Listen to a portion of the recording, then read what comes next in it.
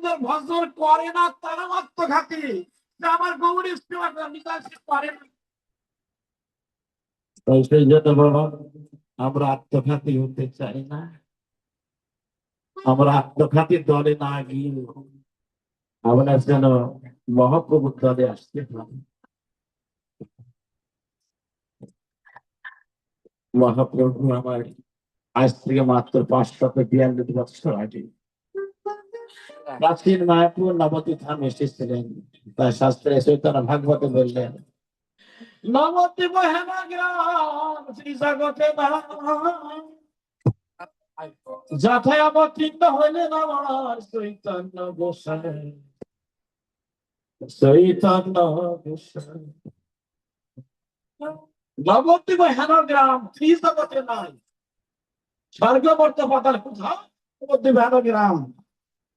যে গ্রাম হইলেন অবস্থান হইলেন আমার চৈতন্য গোসাই। 9টা দ্বীপ নেই, নবদ্বীপ।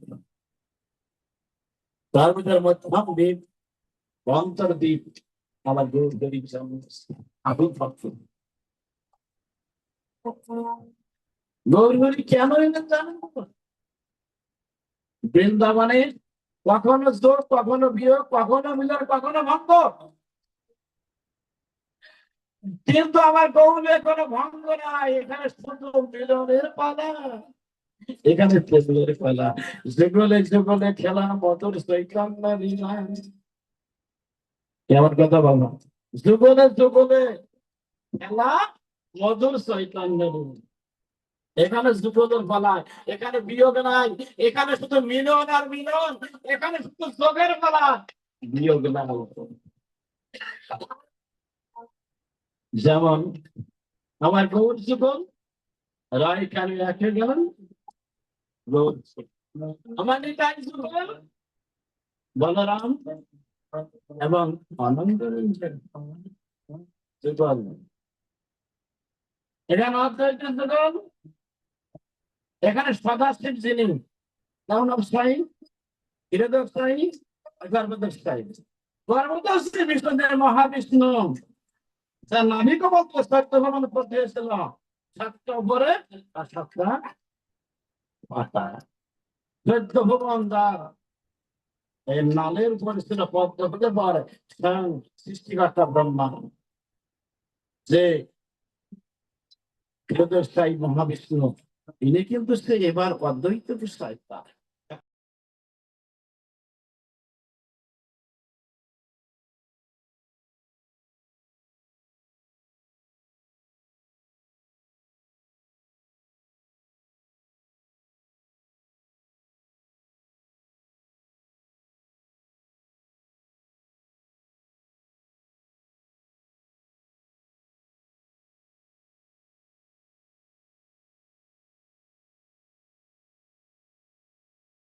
আমার শুনবেন তার যে অলৌকিক লীলা, মহাপ্রভু যে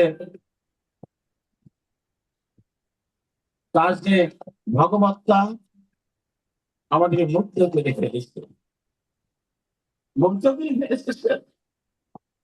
আর তিনি সবাই কথা নাম প্রেম দান করে মহাপ্রভু যখন নবদ্বীপে এসে গেলেন, তার আগে অবশ্য বৃন্দাবন থেকে বলা বলি করে এসছেন তো মাদনাট্য মহাভাবে শিরোমণি চূড়ামণি, সেই রসরাজ ঘনাকৃতি রসরাজ শিরোমণি কৃষ্ণচন্দ্র, তিনি বললেন আমি তোমার কাছে রাধে, আমি আজকে ঋণী হয়ে গেলাম না পরম মহম, আমি আর পারলাম কই তোমার সঙ্গে। আমার এমন কোন আমার আমার ভান্ডারে এমন কোন ঋণ, এমন কোন ধন দৌলত নেই যে আমি সেইটাকে তোমার ঋণ পরিশোধ করতে পারি। তাই রাধারানী আমাদেরকে আমাকে আমাকে কবুল হতে হবে। রায় কেন একই গৌরাঙ্গ হয়ে গেলেন। এদিকে অদ্বৈতের হুঙ্কারে,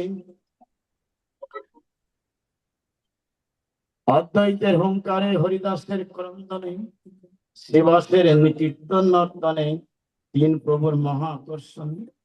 আমার প্রভু এসে গেলেন নদীয়ার প্রাচীন মায়াপুরী।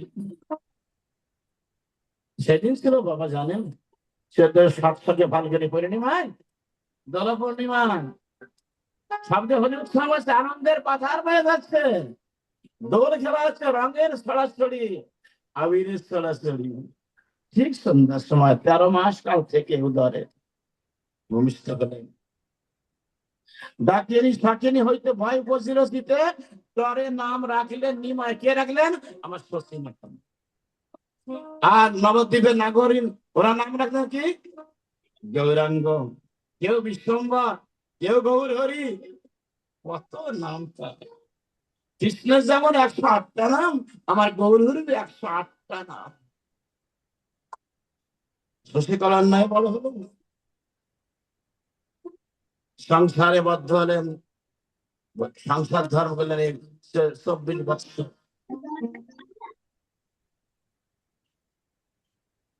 লক্ষ্মীপ্রিয়াকে বিয়ে করলেন, বল্লভাচার্যের কন্যা। তা গৌর দোষর গৌর হরি এই বঙ্গে আসেন, পূর্ববঙ্গে। তিনি সইতে না পেরে বিরহ প্রান্ত করলেন, আবার চলে গেলেন নবদ্বীপে। মায়ের অনুরোধে রাজপণ্ডিত সনাতন মিশ্রের কন্যা বিষ্ণুপ্রিয়াকে বিবাহ করলেন। বেশি দিন আর থাকলো না। সারা জগতের একটা ধ্বনিত হলো নিমাই পণ্ডিত, জয় জয়কার হলো। কত সার্বভৌম পণ্ডিত, কত কেশব কাশ্মীর, কত মহান পণ্ডিত, দিগ্বিজয় পণ্ডিত সবাইকে প্রেম ধনে ধ্বনি করে দিল। এইবার আমার যাওয়ার পর নিত্যানন্দ, তুমি আমার অগ্রজ, তুমি না বলে না আমি তোমাকে ছাড়া কিছুই জানি না। তোমাকে নিয়ে আমার যত লীলা রস, আমার প্রেম আস্বাদন, তোমাকে নিয়ে আমার যত আনন্দ উৎসব, নিত্যানন্দ, আমি সন্ন্যাস গ্রহণ করব। শোনো নিতাই, তুমি কাউকে বলে না। চলে গেলেন কাঠকাঞ্চন ফিরে আনলেন অদ্বৈতাঙ্গে নাই। 3 দিন পর কি ভোগ হয়েছিল? অন্নের ভোগ। অন্ন প্রসাদ পেলেন আকণ্ঠ বলে। শশী মাতা এসে বললেন, নিমাই রে, তুই তো আমার একটি মাত্র সন্তান নিমাই। যেমন মাতৃভক্ত নিমাই বললেন, মা গো, তুমি যদি বলো আমি বাড়ি চলে আসবো, আমি সন্ন্যাস ধর্মকে আমি প্রত্যাখ্যান করতে চাই। না বাবা, আমি চাই না তুই সন্ন্যাস ধর্মকে কলুষিত করিস। দেখছেন মায়েরা কেমন জ্ঞানী। বাবা রে, তুই সন্ন্যাস নিয়েছিস, ভালোই করেছিস বাপ। আমার একটা উদ্দেশ্য আছে বাপ, তুই বৃন্দাবনে যাস না, তুই নীলাচলে থাক। মাঝে মাঝে আমি তোকে দেখে আসবো, তুই আমাকে দেখে যাবি তো বাবা? বলে, হ্যাঁ মা, আসল নিমাই, তোকে প্রতিজ্ঞা করতে হবে, যখন আমি নিমাই নিমাই বলে ডাকবো তুই আমাকে আসবি তো বাবা নিমাই? বলে, হ্যাঁ মা, তুমি যখন আমাকে ডাকবে নিমাই নিমাই বলে, আমি তো তোমার সামনে তোমার হাতে আমি সেবা করবো। আরো বললেন, মা গো, আমার প্রতিজ্ঞা, 5টা জায়গায় আমি থাকবো। সতী মাতা রন্ধনে, রাঘব ভবনে, নিত্যানন্দের নর্তনে, আর অদ্বৈত ভবনে সেবা অঙ্গনে আমি সর্বদাই আমি অবস্থান করব। মা অত্যন্ত প্রসন্ন হলেন। মায়ের আদেশ নিয়ে, আশীর্বাদ নিয়ে চলে গেলেন নীলাচলে। যাওয়ার আগে বললেন, নিতাই, তুই নীলাচলে যাস না। তুই গেলে পারে এই বঙ্গদেশে, এই বাংলায় কে হরিনাম মানে প্রচার করবে, তুমি যেও না। দাদা ভাই, সেই নিমাই তুমি কি বলো? তুমি তো জানো যেখানে গৌর হরি নাই আমি সেখানে থাকি না, আর সেখানে নিতাই থাকে, তুমি সেখানে থাকো। সবই জানি রে দাদা ভাই, তুমি গেলে পরে এই বঙ্গ একদম পবিত্র হয়ে যাবে। প্রভু, আমাকে একটিবার আদেশ দাও, অন্তর বলো ঘুরে আমি আসছি। তোমাকে দেখে আসবো। না, আমি যাচ্ছে মাঝে মাঝে বন্ধ হয়ে যাচ্ছে। তাই আর একবার ক্লিয়ার, আসতেছি, যদি ভক্তগণ, ক্লিয়ার ভক্তদের কথা যেন অর্ধেক শিরে বোঝা যায় না। বাস করলো নিমাই পণ্ডিত। আজ তিনি পাণ্ডিতের অভিমান নাই, আজ তিনি কৃষ্ণের অনেক কাঙাল, করতেছে। আজকে সেই রাধা নিজেকে রাধা গান করছেন। কাহা যান কাহা পান কাহা মুরলি বদন, কাহা গেলে তোমা পাই বলো সেটা যাই, পাষাণে কুটিব মাতা অনলে বসিব দেহ, আমি কোথায় গিয়ে কৃষ্ণ ধাম পাবো। ভাত খাবে তো? হে দেব হে দৈত হে বনৈক বন্ধু, হে কৃষ্ণ হে সফল হে করুণাইক সিন্ধু, হার হার মন হারায়ণ বিরাম, আহা পদম ভবিতম পদম দৃশ্যমে। হে দেব হে বাইরে দৈত খেয়েছে গরম গ্লাস ওটা। হে কৃষ্ণ, হে সফল, হে শ্যাম সুন্দর, হে মদন মোহন, আমি কোথায় গিয়ে তোকে পাবো। আহা কদানি কদানি আহা কদানি ভবিষ্যৎ বদন দৃশ্যমে, আহা আহা আহা কবে আমি তোমাকে পাবো শ্যাম সুন্দর। তিনি আজ তীব্র ব্যথা নিয়ে, বেদনা নিয়ে, বিরহ নিয়ে শুধু ক্রন্দন করতে করতে তার নয়নের জল পিচকারির ন্যায় বেরোচ্ছে। পিচকারি যেমন আমরা সেই রং ছেড়ে ওই রকম মহাপ্রভু নয়ন যুগল দিয়ে অবিরল ভাবে অস্ত্রে বিসর্জন হচ্ছে। গৌড়ীয় ভক্তগণ, তার প্রিয় পরিবার কত ভক্তগণ ছিল, প্রিয় ভক্তগণ ছিল। একদিন শিবানন্দ, তিন পুত্র সঙ্গে দেশের শিবানন্দ, তার তিনটে পুত্র ছিল। ছোট আছে কবিকর্ণ পরমানন্দ পুরী। প্রভুর রথের 3 মাস আগে যাচ্ছেন উনি, উনি তো একজন জমিদার ছিলেন, তাই সবাই যাচ্ছেন, প্রস্তুতি নিচ্ছে। তখন তো পায়ে হেঁটে যাওয়া যেত না, বন জঙ্গলে পরিপূর্ণ ছিল, বন আর বন। তমলোক আছে তমলোক, তমলোক দিয়ে যেতে হবে বন জঙ্গলের ভিতরে, একদম সেই উড়িষ্যায়। আর বিরাট নদী পার হতে হবে, দামোদর নদী। তার সঙ্গে সঙ্গে একটা কুকুর গেছে, একটা কালো কুকুর গেছে। কার সঙ্গে জানেন? শিবানন্দের সঙ্গে। আর বিরাট নৌকা ঠিক করা আছে, বড় মানুষের বড় নৌকা। আর ভিতরে অনেক ব্রাহ্মণরা ছিলেন, বৈষ্ণবরা ছিলেন, সবাই। নদী পার হবে তো, মানে কুকুর কি উঠতে উঠতে গেছে, ব্রাহ্মণরা বলে কি না না না না, এই কুকুর ছিল পর এটা নৌকা পবিত্র হয়ে যাবে, আমাদের আবার স্নান করতে হবে। চলো শিবানন্দ, কুকুরকে নাও, আমরা তো অভিশাপ দিয়ে চলে যাবো, আমরা তোমার সঙ্গে নীলাচলে যাব না। কি সংকটে পড়ে গেলেন শিবানন্দ, অঝরে কাঁদছে। কি করবো এখন, কুকুরটা আমারই আমারই ভক্ত, সে আমাকে ছাড়া সে কাউকে চেনে না, আর আমাকে রেখে যাবো। বলছে, এই মনি শোন বাবা কালু রে, দুর্ভাগ্য আমার, তুই ফিরে যা। ওটা মাথা নাড়ে বললাম, মানে ফেরবো না, তোমরা যাও। নৌকা উঠেছে সবাই, ব্রাহ্মণরা বৈষ্ণবরা, সেন শিবানন্দ অতিশয় উঠেছেন। আর কুকুরটি জলে ঝাঁপ দিয়ে বিরাট নদী পার হয়ে গেল এক এক করে। সবার আগে গিয়ে নীলাচলে গিয়ে গম্ভীরা গিয়ে হাজির। মহাপ্রভু বলছে, এই এসেছিস, কাছে আয়। মহাপ্রভু আদর করলেন, ভালো করে বসবেন। এই তুই এসছিস, খাবি? খাবো, মাথা নাগাল। পরে ছিল গম্ভীরা নারকেল খন্ড ছিল। আপনারা জানেন নীলাচলে নারকেল বেশি হয়। তার নারকেল দিচ্ছে, কুকুরটা খাচ্ছে, হা করে নিচ্ছে, খাচ্ছে। কি লীলা তিনি করলেন আমার মহাপ্রভু তার সঙ্গে, অনেকক্ষণ, ঘন্টা পরে ঘন্টা। তারপরে তারা অনেক পরে গিয়ে এরা সবাইকে হাজির দেখতে পায়, কুকুরটি সবার আগে গিয়ে মহাপ্রভু চরণের আশ্রয় নিয়েছেন। কিন্তু অভিমানী অহংকারী ব্রাহ্মণটা তাকে দেখে তুচ্ছ করেছিল, দেখতে পায় সবার আগে গিয়ে কুকুরটি মহাপ্রভু চরণ যুগলে সামনে সামনে আশেপাশে পা দুটি মেলে দিয়ে তাকে প্রণাম করে বসে আছে। মহাপ্রভু বললেন, হে ভক্তগণ, আমার এই কুকুরের সময় হয়ে গেছে, এই নয় সামান্য, এই অভিশপ্ত হয়ে কুকুরকে জন্ম দিয়েছে, এই আমারই ভক্ত, তোরা হরিনাম কর। পুকুরে যাওয়ার সময় হয়ে গেছে, ওই এখনই বৈকুণ্ঠে চলে যাবে, পুষ্পরথে চলে যাবে। সবাই হরিনাম করতে লাগলেন। হরিনাম করতে করতে কুকুরটি মারা গেলেন, জানেন তার ভিতর থেকে দিব্যদেহ পুরুষ আবির্ভূত হয়ে দেবদেহ প্রাপ্ত হয়ে সঙ্গে সে পুষ্পরাজ এসে গেল।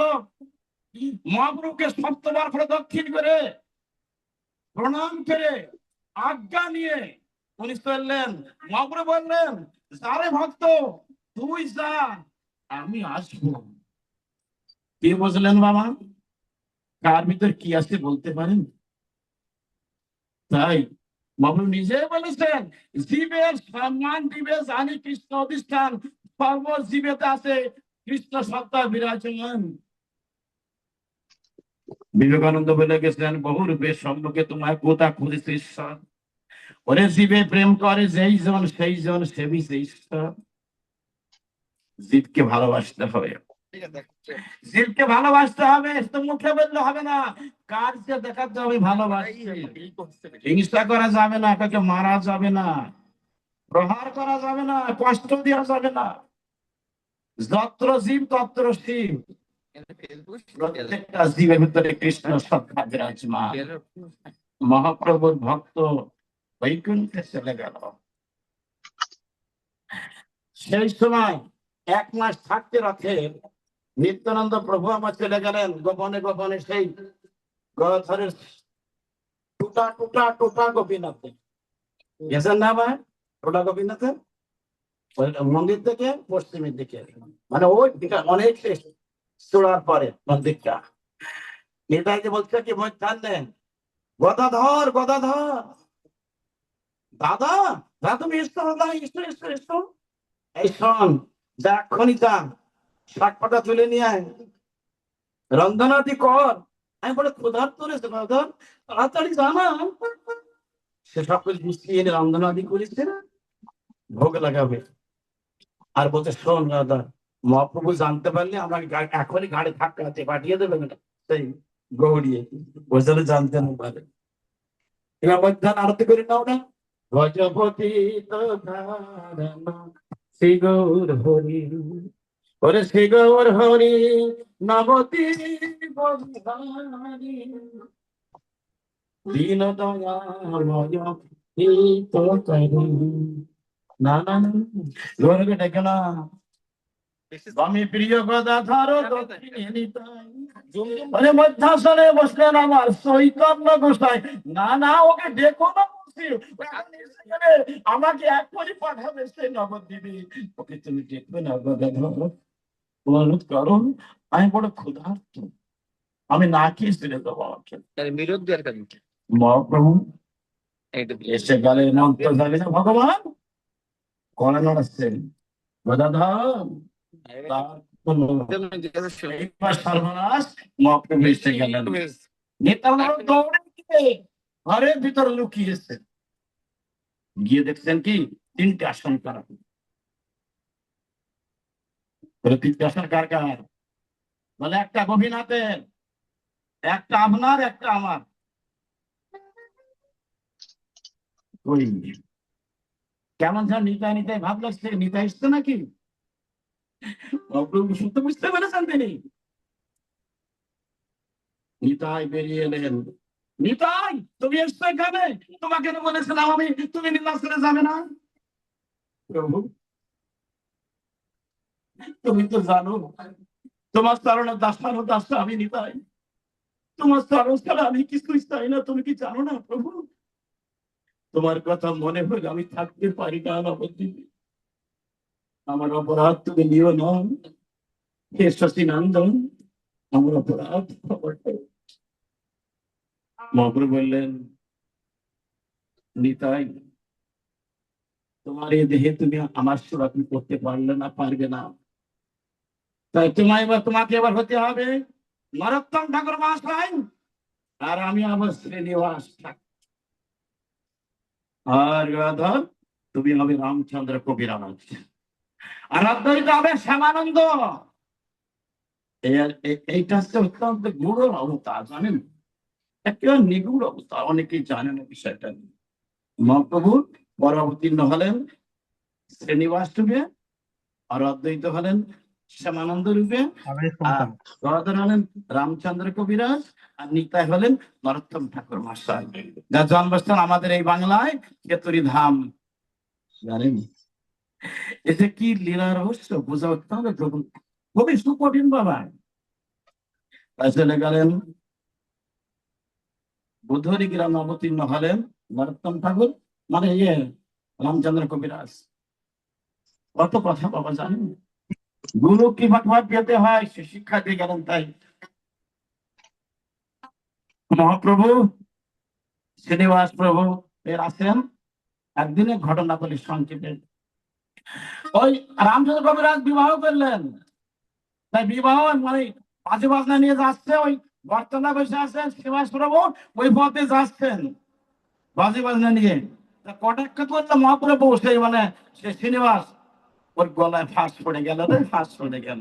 হায় রে, এত সুন্দর জন্ম পেয়েছে, এইবার সংসারে ঘায় লোকে টানতে হবে, এই কথা কানে গিয়েছিল রামচন্দ্র কবিরাজ। বাড়িতে গিয়ে আর মন টিকলো না। পরের দিন এসে গেল মহাপ্রভু, প্রভু আমি আপনার কাছে ছুটে এসেছি, আমি যা করেছি ভালোই করেছি, আপনি কৃপা করে আমাকে সেই দীক্ষা দিয়ে আপনার চরণ সেবায় আমাকে নিয়োজিত করুন। দীক্ষা দিলেন। 1 বছর কেটে গেল। একদিন বললেন কি, এই রামচন্দ্র কবিরাজ, ওর স্ত্রীর নাম আছে রত্নমালা, যাও তুমি তোমার স্ত্রীর সম্ভাষণ করে এসছো, একটা দিন এক রাত্রির জন্য তুমি সব কেমন আছে দেখে এসছো। সন্ধ্যার সময়, সন্ধ্যার আগে গিয়েছে এবং শোনো প্রিয়াজি, সারা রাত ধরে আমরা ভগবানের কথা বলবো এবং আমরা গুরুর মহিমা কীর্তন করবো। সারা রাত কেটে গেল, গুরুর মহিমা কীর্তন তার ঘোরা জানা রামচন্দ্র কবিরাজের। ভোরবেলা বলছে কি, রত্নমালা আমি এখন যাচ্ছি, বলে স্বামী তুমি যাও, তুমি তোমার গুরুর সেবা করে যাও, গুরুর সেবা করে। চলে গেলেন। প্রণাম করার সময় তার স্ত্রীর প্রণাম করেছিল, তার চরণে সিঁদুরে দাগ লেগেছিল। কার? রামচন্দ্র কবিরাজ। যখন সকালবেলা শ্রীনিবাস প্রভুকে তৈলমর্দন করছে, স্নান করবেন তো দেখতে পাই তার চরণে সিঁদুরে নরোত্তম শুনছে, মানে রামচন্দ্র তুমি স্ত্রী সম্ভাষণ করেছ, সরব তো সর, আমার পুরুষ করবে না। তাকে তাকে এমন ভাবে প্রহার করলো, ঝাঁটা নিয়ে বাড়ছে, প্রহার করছে। কাকে জানেন? রামচন্দ্র কবিরাজ। ও মার খেয়ে ফুপিয়ে ফুপিয়ে কাঁদছি, আমার বুঝতে পারলো না, ও আমাকে ভুল বুঝছিল। না না, আমি সারা রাত ধরে আমি গুরুর মহিমা কীর্তন করেছি, আমি স্ত্রী সম্ভাষণ করি নাই, আর আমাকে এমনি প্রহার করছে। ওই প্রহারে দাগ লেগে গেল আমার গুরুদেব শ্রীনিবাস প্রভুর। রাত হলো, বিকাল হলো, দেখতে পাই গুরুর পিঠে ঝাঁটার দাগ। বলে দাগ কেন গুরু মহারাজ? কে বললেন? নরোত্তম বললেন তার গুরুদেবকে। বলে এখন কিছু বলবো না, একটু চুপ থাক। রাত 1টার সময় নরোত্তম ঠাকুর ভুল বুঝতে পেরে রান্নাঘরে গিয়েছে, হাত পোড়া গেলবে, আমি এই হাত দিয়ে আমার গুরু ভাইকে একটু হাত ছাড়াতে বোঝা দিয়েছে, এই হাত আমি রাখবোই না, আমি পুড়িয়ে দেবো হাত। গুরুদেব জানতে পারলেন, বললেন কি, কি বলে জানেন? বারে বেটা বাপ, বাপরে বেটা বাপ, এদেশে বিচার নাই। বাপরে বেটা বাপ, দিনে মারে ঝাঁটার বাড়ি, রাতে পড়ায় হাত, বাপরে বেটা বাপ, এদেশে বিচার নাই। দৌড়ে গেল রান্নাঘরে, নরোত্তম এদিকে এসো, এটা কার হাত? দীক্ষা কালে শিষ্য করে আত্মসমর্পণ, সেই কালে গুরু তারে করে আত্মার সমর্পণ। এটা তো কার? দেখো নরোত্তম, তুমি আমার রামচন্দ্রকে তুমি প্রহার করেছো, তুমি দেখো সমস্ত সোনার বাড়ি আমার পিঠে লেগেছে, আর তুমি হাতে হাত পড়াতে চলেছো। ও হাত তো আমারই হাত, কাকে দেখে হবে বলো, কাকে তো হবে বলো। তুমি জানো না ও দেহ তো আমারই দেহ। বাবা, বিন্দু মাত্র থাকতে গুরু কৃপা হয় না, গুরু কৃপাই কেবলম। গুরুদেবের সঙ্গে সম্পর্ক হয় শিষ্যের জনম জনম ধরে। যে কি বলেন জানেন, চক্ষু দান দিল যে এই জন্মে জন্মে প্রভু সেই দিব্য গান হৃদয় প্রকাশিত। একজন ভক্ত ছিল দক্ষিরাম, বৃন্দাবনে গুরু শিষ্য আসেন একই পুঁথি দিতে। গুরুদেব কে জানেন? তড়া গোস্বামীর একজন, গোপাল ভট্ট গোস্বামী।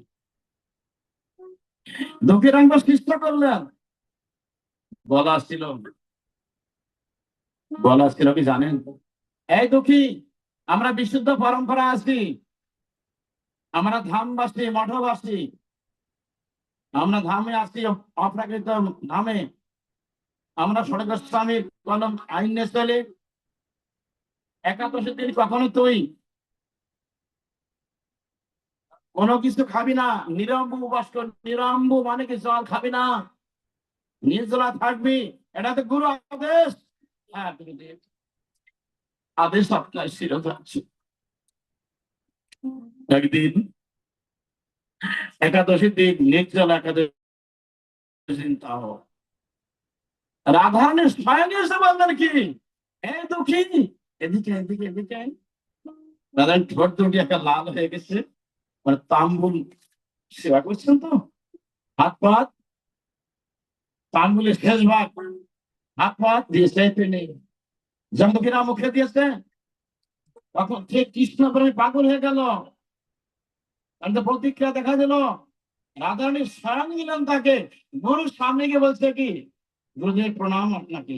এই দুঃখী এদিকে আয়, তোর মুখ কেন কালো দেখছে, লাল দেখছি বল, কি এসে বল, তুই পান খেয়েছিস? গুরুদেব, আপনার বাক্য লঙ্ঘন করেছি। সংরাধারণী বাক্য আঙ্গুল দিয়েছিলেন। আরে তো রাধারণী কৃষ্ণ তুই কেন বল, ওরে গুরু কৃষ্ণ অভিন্ন জানিস না তুই, কেন দিদি বল, তুই হচ্ছে প্রত্যাখ্যান করেছিস, তোর মুখ আমি দেখবো না। যা কুলাঙ্গার, আমার আশ্রম পরিত্যাগ কর, তোর মুখ আমি দর্শন করবো না। তুই গুরু বাক্যকে প্রত্যাখ্যান করলি, গুরু বাক্য লঙ্ঘন করলি, তুই ক্রুদ্রোহী, পিতৃদ্রোহী, ভগবদ্রোহী, তুই আমার বাক্যকে লঙ্ঘন করলি, তোর মুখ আমি দেখবো না। দুঃখীরাম কান্তে কান্তে মালা চূড়াটা নিয়ে চলে যাচ্ছে। বৃন্দাবনে সেই যৌবন হাত তীর দিয়ে চলেছে, আর মনে মনে ভাবছে, গুরু যখন আমাকে দেখবে না, আমি জীবন রাখবো না। ওই ভবন কাননে গিয়ে, মনের ভিতর গিয়ে আমার স্থল দেওয়াটা ওই ভাগ্যদিকের আহার্য হয়ে যাবে। আমার এইটা শেষ প্রায়শ্চিত্ত। সারাদিন ধরে হাঁটছি, রাত হয়ে গেল, সন্ধ্যা ঘুরে গেল। রাত 1টার সময় অন্তরা ভাবিল, একটা বৃক্ষ মূলে বসে ঘুমিয়ে পড়লো, কিছু খাই নাই। দুঃখীরাম ঘুমিয়ে পড়েছে। ওই ভক্তে যাচ্ছে, ভক্ত না বনে বসে যাচ্ছে 7জন ডাকাত দস্যু। কমান্ডার বলছে, এই ওই তো একটা লোক বসে আছে, সাধু নাকি বলে মনে হয়, ও ঝোলাতে কি আছে দেখ, যদি না দেয় এক করে কেটে ফেলবি। ঠিক আছে, এই কেড়ে ওঠ। বললো, আমি বাবা সাধু মানুষ, এই কি আছে দেখে, টাকা পয়সা দে। প্রভু, কিছু নাই আমার কাছে, দেখুন আমি সর্বহারা, আমি গুরু পরিত্যক্ত, গুরু আমাকে দর্শন করবে না। মনে মনে ভাবছি, এই দেহটা এই গভীর জঙ্গলে গিয়ে আমি দেহটা আত্মা হুতি দিয়ে দেবো, ওই বন জঙ্গলে গিয়ে জীবজন্তুর আহার্য দিয়ে চলে যাবো। আপনারা কৃপা করে আমাকে মারবেন না, দেখুন আমাকে মারবেন না। কি মারবো না, বিবেচনা বল, এই নিন কিছু পাই নাই। তবু দলপতি বললেন, এই ওকে জীবন লীলা সাঙ্গ করে দেন, এটা গুরু পরীক্ষা, দেখেন কেমন পরীক্ষা। যখনই তলব দিয়ে তার মাথাটা ছিন্ন করে দেওয়া হলো, ধড়াক দিয়ে মাথার দিকে লুটোপুটি খাচ্ছে ধরিত্রীতে। আর মাথা ধীরে ধীরে নদীর মানে যমুনার জলে গিয়ে তার মুখে একটাই নাম, গুরু গুরু জয় গুরু জয় গুরু জয় গুরু। জয় গোপাল ভট্ট গোস্বামী, জয় গোপাল ভট্ট গোস্বামী, আর কোনো নাম নাই। ওই মাথাটা ভাটির দিকে না গিয়ে উজান ধেয়ে চললো, যেটি গুরুর আশ্রম, গুরুর দিকে ধেয়ে চললো। একবার ভাববেন, যদি তেমন শিষ্য হয়, সেই শিষ্য কখনো গুরুদেবের চরণ থেকে এতটুকু বাইরে কোথাও যায় না। উপযুক্ত গুরু হতে পারে, শিষ্যকে ছেড়ে কখনো একা একা বৈকুণ্ঠ ধামে যাবেন না, গুরুকে নিয়ে, শিষ্যকে নিয়ে যাবেন।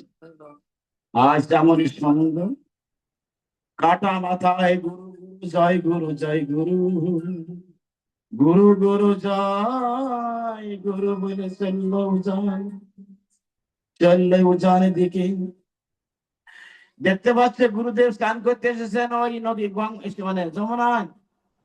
তার সে দুঃখীরামের কণ্ঠধ্বনি শুনতে পেয়েছে, বুঝতে পেরেছে আমার শিষ্য, তাকে তার দেবতা ছিন্ন করা হয়েছে, উনি অন্তর্যামী ভগবান। তো উনি বুঝতে পেরেছেন, আয় আয় রে দুঃখী, তোর আজ তোর মুক্তির দিন এসে গেছে, তুই একবারে গোলক ধামে যা, আমিও চলে আসবো।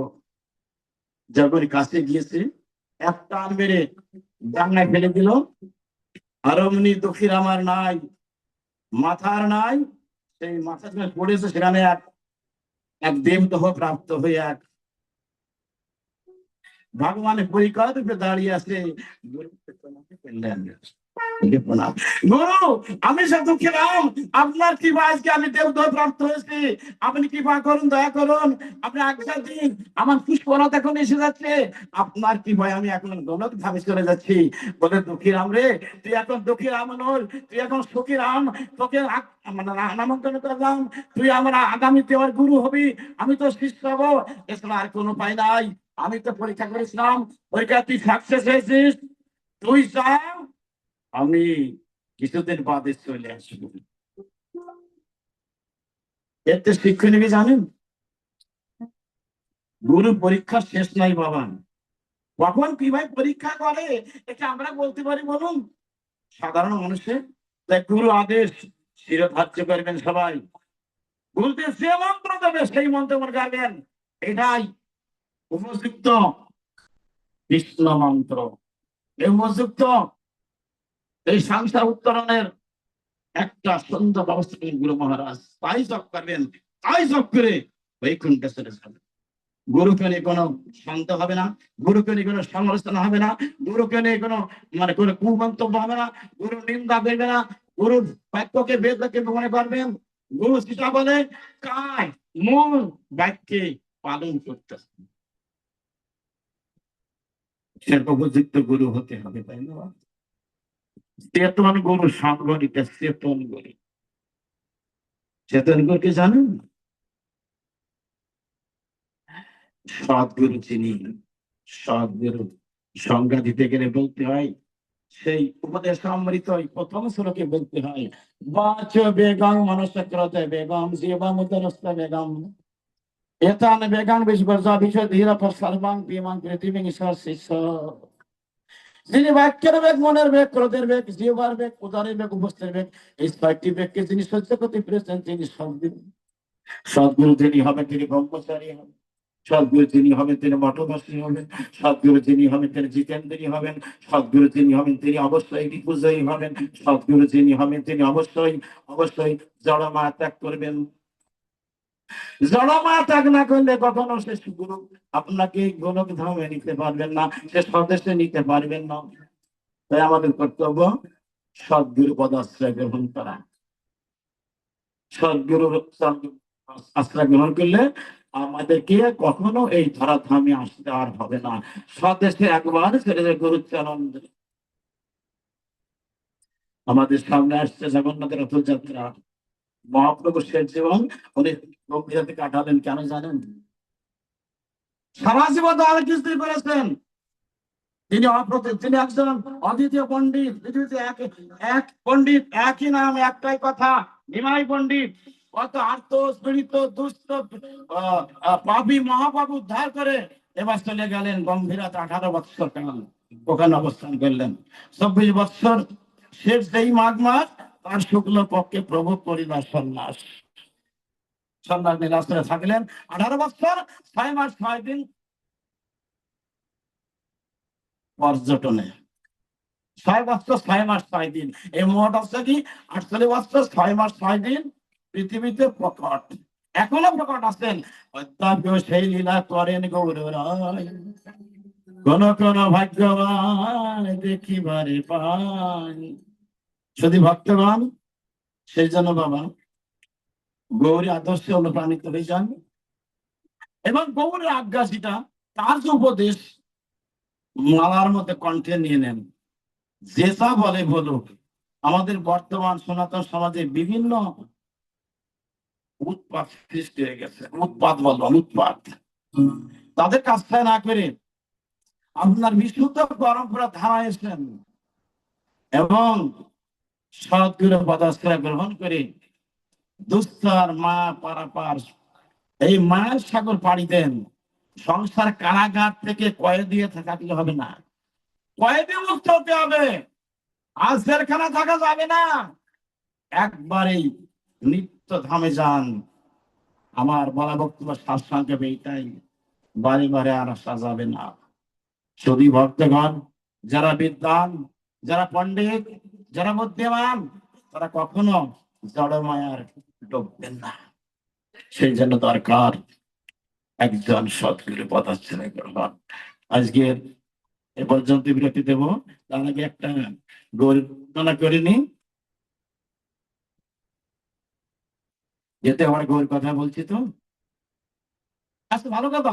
অনেকে অনেকে প্রশ্ন করে বসে গৌর সুন্দর উনি এই আষাঢ় মাসে জানেন, আষাঢ় মাসের রথযাত্রার পরে কৃষ্ণ প্রেমে পাগল হয়ে জগন্নাথের প্রেমে মানে জগন্নাথকে না পেয়ে, মানে কৃষ্ণকে না পেয়ে, যেমন দ্বৈতের জন্য আর্তনাদ করে, যেমন প্রেমিকা প্রেমিককে না পেয়ে আর্তনাদ করে, হায়তাস করে, আকুলি বাকুলি করে, কত কথা আছে। উনি গৌরকে কৃষ্ণকে না পেয়ে, কৃষ্ণই তো জগন্নাথ, উনি কৃষ্ণ কৃষ্ণ বলতে বলতে মন্দিরে প্রবেশ করলেন, জগন্নাথের সঙ্গে ভগবানের সঙ্গে লীন হয়ে গেলেন।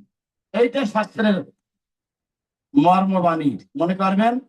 আর যাহাকে তোরা শুনে থাকেন পান্ডা থেকে মেরেছিল কত কিছু সম্পূর্ণ ভুয়া, সম্পূর্ণ আমাদেরকে নরকের মতো তারা দেখাচ্ছে।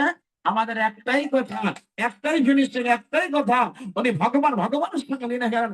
এখনো মহাপ্রভু আসছেন জগন্নাথ ধামে, ভগবান মহাপ্রভু এখনো আছেন জীবের অন্তরে, মহাপ্রভু এখনো আছেন। আমরা যা বলছি মহাপ্রভু শুনছেন, এখানে মহাপ্রভু আসছেন, কিন্তু আমাদের সেই চোখটা নাম দেখতে পাচ্ছি না, কিন্তু এখনো অদ্যাপিও সেই লীলা করেন গৌর রায়, কোন কোন ভাগ্যবান দেখিবারে পায়। সেই জন্য মহাপ্রভুর আদর্শ মানতে হবে। উনি শেষ 18 বছর উনি কেন গম্ভীরা থাকলেন? আমাদের কর্তব্য শেষ জীবনে এই সংসার থেকে জ্ঞানগ্রস্ত নিয়ে কোন আসক্ত না হয়ে আপনি সন্ন্যাসের মতো জীবন ধারণ করুন। ছেলে মেয়ের প্রতি সঁপে দিয়ে দেন, আমি সংসারে কিছু না, আমি একজন উপলক্ষ মাত্র। সে ধৃতরাষ্ট্র ছেড়ে গেছিল, ভিতরে একজন পঞ্চপাণ্ডবরা তারা হিমালয় দেশে চলে গেল ভজন করার জন্য। আমাদের কর্তব্য শেষ জীবনে এসে ওই রকম সংসার থেকে বেরিয়ে ওই বন জঙ্গলে গিয়ে বাস করা, অথবা কোনো কুটিরে বসে নির্জনে গোবিন্দের ধ্যানে মগ্ন থাকা।